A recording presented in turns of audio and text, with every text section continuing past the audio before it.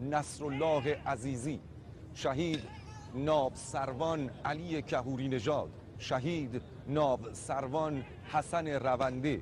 و شهید دریادار محمد ابراهیم همتی و شهید ناب سروان حمید قهرمانی و دهها شهید و صدها شهید سرفراز دیگر که در حراست و حفاظت و پاسداری از آبها و مرزهای دریایی کشور عزیزمان ایران عاشقانه بر قلب دشمن تاختند و این آرامش و امنیت را به همه ما هدیه دادند. یاد و خاطره همه شهیدان سرفراز را گرامی می‌داریم.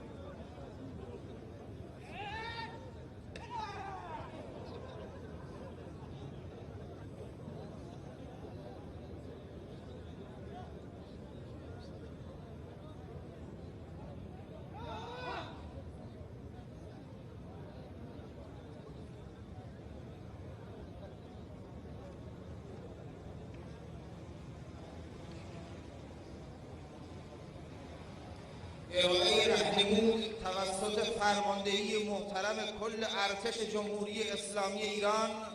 امیر سرلشکر صالحی